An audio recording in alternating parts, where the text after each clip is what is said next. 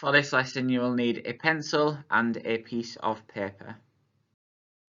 Hello everybody, I hope that you're all okay. Today we are going to continue with learning about the city and the countryside in Spanish. Today really looking at the writing part of it and putting our work into sentences. So our learning objective today is that we're learning to describe where we live so that we can hold a conversation in Spanish. Obviously really looking to build up to that as the next couple of weeks progress. So here's your success criteria. Your bronze is to say where you live using your learned vocabulary, silver to give extra detail about where you live, and then the gold to hold a conversation about where you live. So as I say, today really focusing on sentences, so particularly the bronze and the silver is going to be really important. Okay, so the first thing that I want you to do today is we're going to start off with a retrieval activity. Try to avoid looking back at any of the work that you did last week in Spanish, and I want you to try and list as many words as you possibly can think of to do with the Spanish countryside and to do with the Spanish city. I'm going to put 2 minutes on timer, and to do it, your time starts now.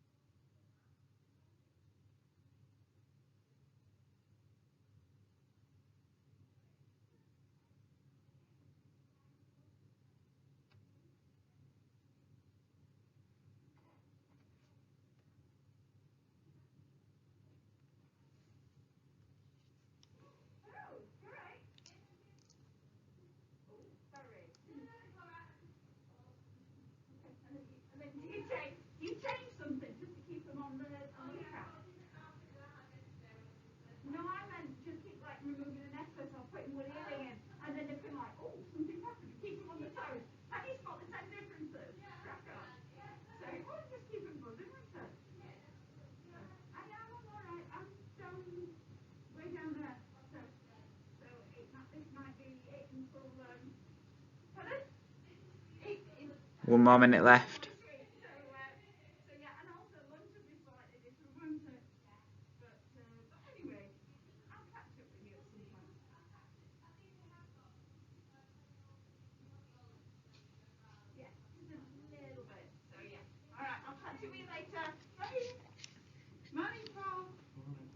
About 30 seconds left.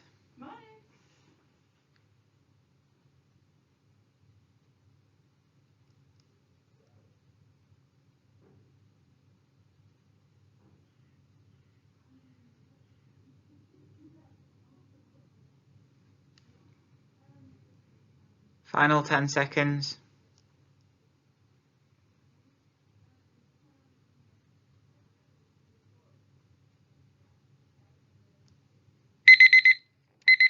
Okay, and stop there. So let's have a look at some of that key vocabulary from last week. Just one little piece of vocabulary to remind you about, which is going to be really important for your writing and certainly putting it into sentences, and that is I, which means there is or there are. Remember, again, it's pronounced just like a capital I. It's not pronounced here. So I want you to repeat the words after me as I'm saying them. Remember, really carefully think about the pronunciation that you are, or how you're saying it, and getting the pronunciation right. So the first one, el campo,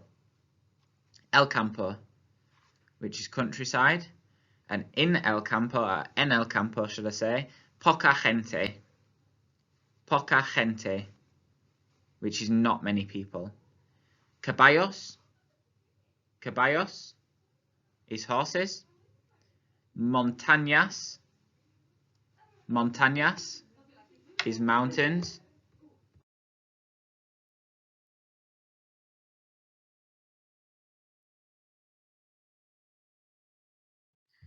Muy estrechos is very narrow.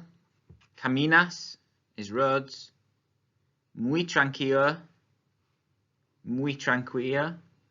is very quiet.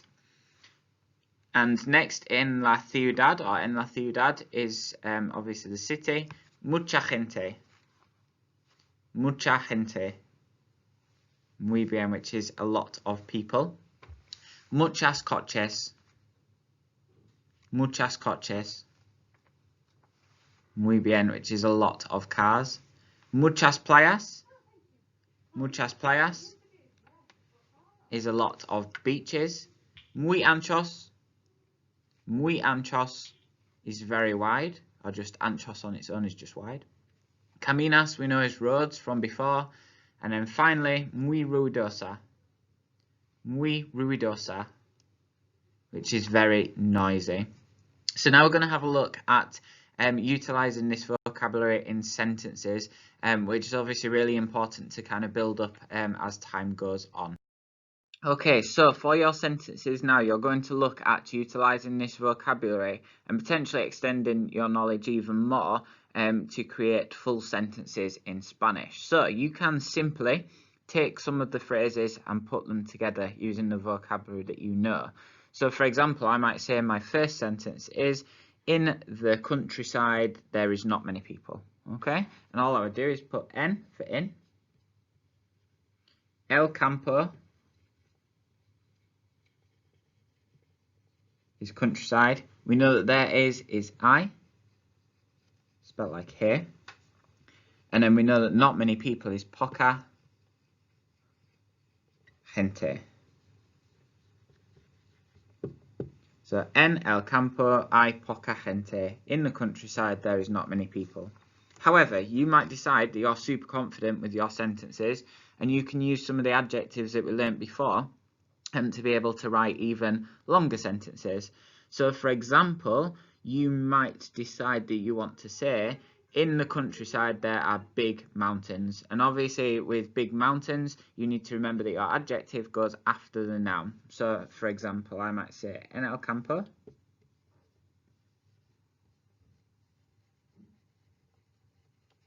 I for there is. Mountains is montañas. Remembering the tilde on montañas. Sorry, I got a random dot there. But I want to say that they're big. Now, big is grande. However, if we remember, obviously montañas is plural, so we need to make our adjective plural as well. Can you have a think what you think grande might become?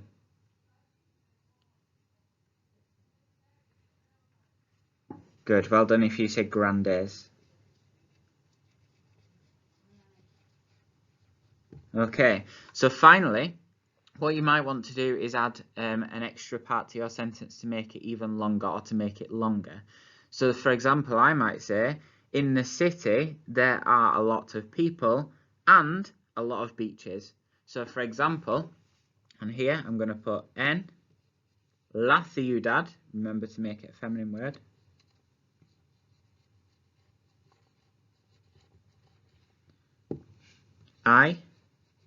There is mucha gente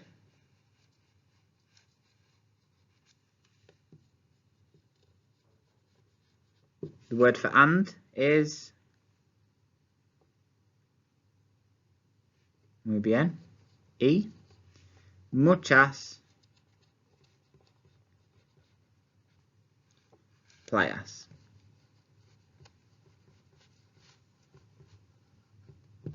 Brilliant.